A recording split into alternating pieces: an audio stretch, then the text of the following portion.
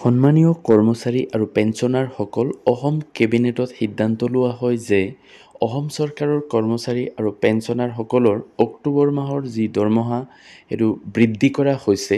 লগতে জুলাই মাহৰ পৰা পাব লগা যি এৰিয়াৰ আছে সেইটো আপোনালোকে কেতিয়া পাবলৈ সক্ষম হ'ব সেইখিনি জানিবলৈ শেষলৈকে ভিডিঅ'টো ভালকৈ চাব আৰু দৰমহা বৃদ্ধি সম্পৰ্কীয় মাননীয় অসমৰ মুখ্যমন্ত্ৰীদেৱে কি ক'লে আপোনালোকে শুনি লওক।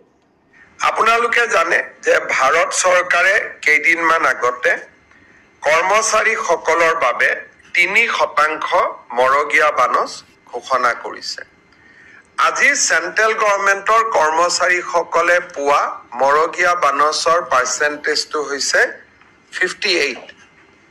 কিন্তু অসম চৰকাৰৰ কৰ্মচাৰীসকলে এই মুহূৰ্তলৈকে মৰগীয়া বানচ পাই আছে 55%। ৰাজ্য চৰকাৰে ডিএ আৰু ডিআৰ পেঞ্চনাৰসকলৰ বাবে আৰু চাকৰিয়াৰসকলৰ বাবে মৰগীয়া বানচ আজি 55%ৰ পৰা 58%লৈকে বৃদ্ধি কৰে।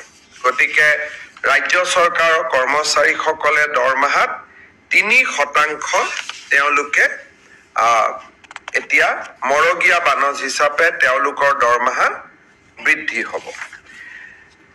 তো এইটো চাওক, আপোনালোকে এৰিয়াৰসমূহ কেতিয়া পাবলৈ সক্ষম হ'ব যে বৰ্ধিত মৰগীয়া বানচ বা সাহায্য প্ৰদান তাৰ যিটো 2 নম্বৰ পইণ্টত লিখা আছে যে অক্টোবৰ মাহৰ 58% সংশোধিত মৰগীয়া বানচ বা মৰগীয়া সাহায্য 2025 চনৰ নৱেম্বৰৰ পৰা পৰিশোধ কৰা হ'ব আৰু জুলাইৰ পৰা 3 মাহৰ বকেয়া সমান কিস্তিত পৰিশোধ কৰা হ'ব। অৰ্থাৎ অক্টোবৰ মাহৰ যি দৰমহা আপোনালোকে নৱেম্বৰ মাহত পাব, সেই দৰমহাতে আপোনালোকে আচলতে মৰগীয়া বানচ বা মৰগীয়া সাহায্য 58% ধৰি পেলাই সেইটো দৰমহা আপোনালোকে পাব। কিন্তু জুলাই, আগষ্ট, ছেপ্টেম্বৰ সেই 3 মাহৰ যি এৰিয়াৰ আছে বা বকেয়া আছে এইকেইটা আপোনালোকে সমান কিস্তিত অৰ্থাৎ হয়তো 3টা কিস্তিত আপোনালোকে পাবলৈ সক্ষম হ'ব আৰু সেইটো হয়তো এই অক্টোবৰ মাহৰ দৰমহাত এটা, নৱেম্বৰ এটা, ডিচেম্বৰত এটা দি দিব পাৰে বা 3 মাহৰ এৰিয়াৰ একেলগে এটা মাহত লাষ্টত ল'ব পাৰিব।